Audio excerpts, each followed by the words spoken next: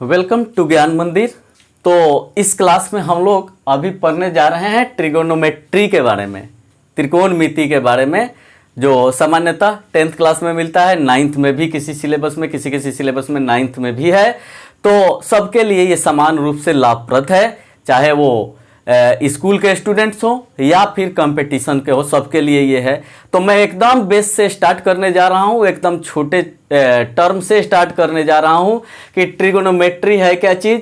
तो ट्रिगोनोमेट्री यानी त्रिकोणमिति, इसका शाब्दिक अगर विश्लेषण किया जाए तो त्रिकोणमिति यानी तीन कोणों की माप। लेकिन मुख्य रूप से हम इसमें राइट एंगल ट्रायंगल यानी समकोण त्रिभुज से संबंधित माप को हम स्टडी करते हैं। ये हमारा त्रिकोणमिति के अंतर्गत आता है, ट्रिगोनोमेट्री के अंतर्गत आता है। यानी कि किसी राइट एंगल ट्रायंगल के तीनों साइड के रेशियो को हम इस पहले टॉपिक में हम पढ़ेंगे, यानी ट्रिगोनोमेट्रिकल रेशियोज मतलब त्रिकोणमितीय अनुपात जिसको हिंदी में कहते हैं। तो हम देख रहे हैं कि आखिर ये ट्रिगोनोमेट्रिकल रेशियोज होते क्या हैं, क्या इसमें हम स्टडी करते हैं। तो देख रहे हैं हम क्या है ये ट्रिगोनोमेट्रिकल रेशियोज। जैसे नाम आप सुनते हैं sign theta, cos theta, tan theta, लेकिन बहुत सारे बच्चे ये समझ ही नहीं पाए कि साइन थीटा ही क्यों कहते हैं, कॉस थीटा को कॉस थीटा ही क्यों कहते हैं। तो इन सारे चीज़ों का कंसेप्ट क्लियर मैं इस वीडियो में आपको करने जा रहा हूं। आप अंत तक वीडियो को जरूर देखते रहिएगा, ठीक है, अंत तक जरूर देखिएगा और निश्चित रूप से चैनल को सब्सक्राइब कर दीजिएगा, क्योंकि जब भी कोई वीडियो डालूंगा तो वो आपके पास पहुंचे, उसका नोटिफिकेशन जाए। इसके लिए आप सब्सक्राइब्ड होने जरूरी हैं और उसके लिए कोई पैसा रुपया नहीं लगता है सब्सक्रिप्शन के लिए, इसलिए डरिएगा मत। तो चलिए स्टार्ट करते हैं। हम ट्रिगोनोमेट्रिकल रेशियोज के बारे में पढ़ते हैं। तो इसमें हम लोग सबसे पहले तो बड़ी बात है कि हम पढ़ते हैं तो राइट एंगल ट्रायंगल के बारे में, यानी एक राइट एंगल ट्रायंगल लेंगे। तो राइट एंगल ट्रायंगल कहा किसे जाता है, हम ये ध्यान से देख रहे हैं। यहाँ हम एक ट्रायंगल यानी त्रिभुज बना रहे हैं जो तीन भुजाओं से घिरी हुई यानी बंद आकृति होती है, उसे ट्रायंगल या त्रिभुज कहते हैं। और उसमें भी कैसा ट्रायंगल लेना है, ऐसा ट्रायंगल जिसका एक एंगल 90 डिग्री का हो, उसे हम समकोण त्रिभुज या राइट एंगल ट्रायंगल के नाम से जानते हैं। तो यहां पर आपका 90 डिग्री का एंगल बन रहा है, ठीक है ना। तो ये एक राइट एंगल ट्रायंगल हो गया। इसका एक नाम दे देते हैं ABC, आप कुछ भी नाम दे सकते हैं उन पॉइंट्स को, उसके लिए आप फ्री हैं। अब रही बात इसके कुछ टर्म्स को हमें समझने हैं कि इसमें जो ये तीन साइड हैं, इन तीनों साइड का कुछ न कुछ नाम है।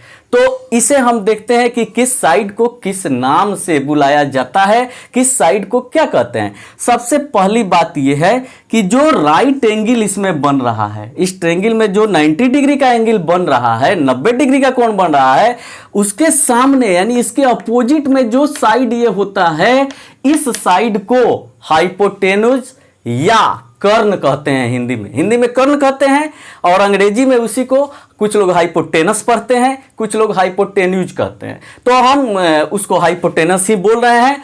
तो इसको सामने वाले साइड को हाइपोटेनस कहा जाता है। तो ये हमारा हो गया हाइपोटेनस, या आप हाइपोटेन्यूज भी कह सकते हैं। तो ये हाइपोटेनस हो गया ये साइड, यानी AC जो है हमारा वो हाइपोटेनस है।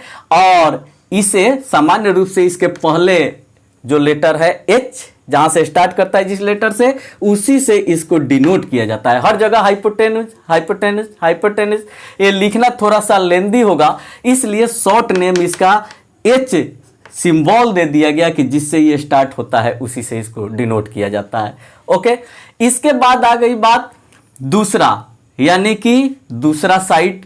तो अगर इस एंगल के बारे में हम स्टडी कर रहे हैं, ध्यान देने वाली बात है, दो ठो एंगल बच रहे हैं अभी, 90 डिग्री को छोड़ दिया जाए तो ये एक थीटा होता है और एक होता है ये 90 माइनस थीटा। तो ये 90 माइनस थीटा के बारे में हम लोग आगे के क्लासों में पढ़ेंगे। अभी हम थीटा के बारे में पढ़ रहे हैं केवल कि अगर इसे थीटा माना जाए तो क्या होगा, क्या स्थिति होगी, क्या कंडीशन होगा। तो देखिए ध्यान से, थीटा के सामने वाले साइड को परपेंडिकुलर कहा जाता है। ये जो सामने वाला, इसके सामने अपोजिट में देखिए ये पड़ रहा है, ये दिखाई दे रहा है, तो ये जो हो गया हमारा, इसे कहा जाता है परपेंडिकुलर, और हिंदी में इसे लंब के नाम से जानते हैं। हिंदी में इसको क्या कहते हैं जी? कर्ण कहते हैं, और इसको कहते हैं लंब, और इसको इसके फर्स्ट लेटर यानी P से डिनोट किया जाता है, यानी संकेत में इसे P से हम लिखते हैं। और अब तीसरा जो साइड बच गया उसको हम बेस कहते हैं, बेस, और बेस का हिंदी होता है आधार, और इसे किससे डिनोट करेंगे? तो स्मॉल b से। यानी आपने देखा कि एक राइट एंगल ट्रायंगल के जो तीनों साइड्स होते हैं, उन तीनों साइड्स को हम किससे डिनोट करते हैं, उनका नाम क्या होता है, उनका हिंदी में नाम क्या होता है, इन सारे चीजों को हम आपको बता रहे हैं, हिंदी और इंग्लिश।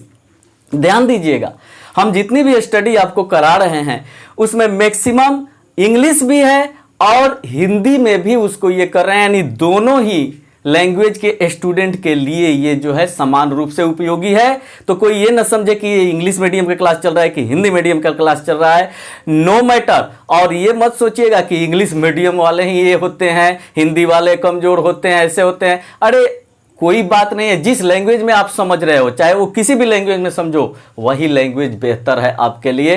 तो मेरा काम है आपको समझाना, चाहे वो आप हिंदी में समझें, चाहे वो इंग्लिश में समझें, चाहे भोजपुरी की भी जरूरत पड़ेगी तो उसे भी मैं यूज करूंगा। तो चलिए यहां ध्यान से हम देखते हैं।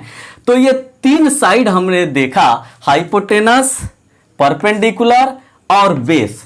अब इनके रेशियो को हम देखते हैं, कितने तरह से रेशियो इनके बनाए जा सकते हैं। रेशियो मतलब अनुपात। तो एक बार ऐसा हो सकता है कि हम परपेंडिकुलर को हाइपोटेनस से भाग दे सकते हैं, यह भी सही है। हाइपोटेनस को परपेंडिकुलर से भाग दे सकते हैं, ये एक दूसरा रेशियो मिलेगा।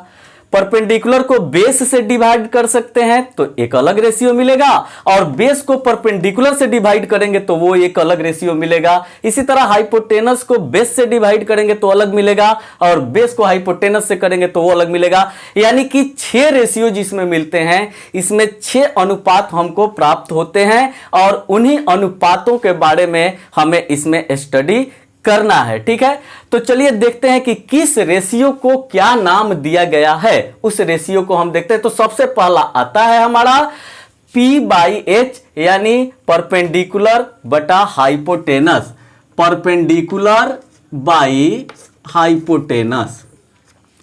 P/H कहा गया कि P/H किसी राइट एंगल ट्रायंगल में परपेंडिकुलर को हाइपोटेनस से डिवाइड करने पर जो रेशियो आता है उसी को हम साइन थीटा कहते हैं। साइन थीटा, बात समझ में आई? What is sine theta? Definition है साइन थीटा कि P/H को ही हम साइन थीटा के नाम से जानते हैं। जैसे किसी का रजिस्टर्ड नाम कुछ और होता है और घर का नाम टुन्ना मुन्ना चुन्ना इत्यादि होता है, उसी तरह से ये P/H जो हो गया एक रेशियो हो गया और इसी का नाम रख दिया गया क्या चीज? Sine theta.